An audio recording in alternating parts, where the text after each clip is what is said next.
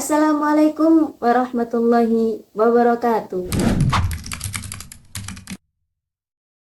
Aku yakin kalian tuh pernah ngerjain tugas dalam waktu 5 menit itu sudah selesai dengan menggunakan generatif AI.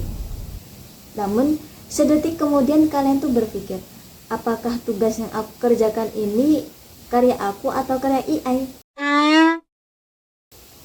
Nah, kalian juga pernah nggak sih berpikir kalau kita terus-terusan mengandalkan AI, sebenarnya kita tuh lagi menambah skill atau malah kita tuh digantikan oleh AI tersebut? Oke, halo semuanya, selamat datang di ruang diskusi digital dengan saya Diana Muhibatul Habibah, mahasiswa Sistem Informasi Universitas Sunan Gresik, yang juga lagi belajar navigasi di dunia digital teknologi yang makin canggih ini. Nah, teman-teman, kalian juga pasti tahu bahwa sekarang di dunia sistem informasi ataupun di dunia perkuliahan itu lagi diguncang dengan yang namanya generatif AI. Nah, menurut Andrew Ng, seorang pakar AI ternama, AI itu adalah listrik baru. Artinya, dia itu alat yang memberdayakan, bukan sebagai pengganti otak manusia. Kalau AI dianggap sebagai listrik, berarti dia adalah bahan bakar untuk ide kita. Tapi meskipun kita memiliki bahan bakar yang bagus, kita tetap butuh aturan main agar tidak terjadi korsleting etika. Kenapa? Karena AI itu adalah superpower. Kalau kita nggak lebih hati-hati, bisa saja superpower itu menjadi bumerang bagi kita sendiri. Oxford University saja dalam panduan akademiknya itu menegaskan kalau kita menyerahkan karya hasil AI sebagai karya sendiri tanpa atribut jelas, itu sudah dinamakan sebagai plagiarisme.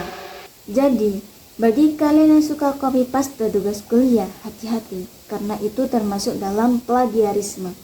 Dan apabila kalian menggunakan ide AI tanpa mencantumkan sumbernya dan mengklaim itu pemikiran kalian 100% pemikiran kalian sendiri, wah, itu termasuk dalam bentuk ketidakjujuran intelektual. Nah, sekarang pertanyaannya, gimana sih cara membedain yang mana beneran kreatif dan mana yang cuma sekadar plagiarisme? Mari kita lihat perbedaannya. Nah, yang pertama, kreativitas. Misalnya nih, kalian meminta AI untuk buatkan video outline TikTok tentang sejarah komputer. Lalu kalian ubah dengan gaya bahasa kalian sendiri.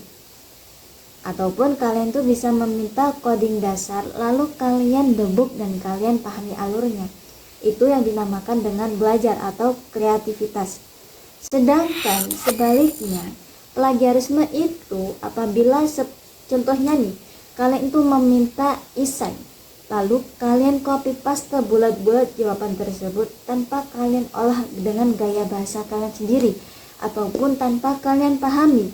Itu yang dinamakan dengan plagiarisme. Jadi, dari semua perbandingan tadi, apa sih kunci utama yang bisa kita pegang sebagai mahasiswa? Nah, strategi terbaik bagi kita adalah tetap menempatkan manusia di dalam prosesnya. Gunakan AI untuk eksplorasi, tapi pastikan keputusan akhir, gaya bahasa, ataupun sentuhan personalnya tetap datang dari diri kita sendiri. Kesimpulannya, AI bukanlah sebuah musuh kreativitas, melainkan partner. Partner yang baik harus didasari dengan sebuah kejujuran. Jadi, jangan biarkan teknologi canggih bikin kita malas berpikir kritis.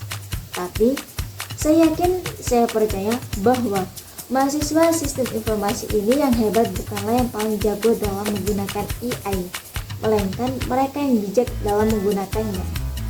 Saya, Diana Muhibatul Habibah, mahasiswa sistem informasi Universitas Sunan Gresik, izin pamit undur diri. Tetap kreatif, tetap jujur, dan sampai jumpa lagi. Wassalamualaikum warahmatullahi wabarakatuh.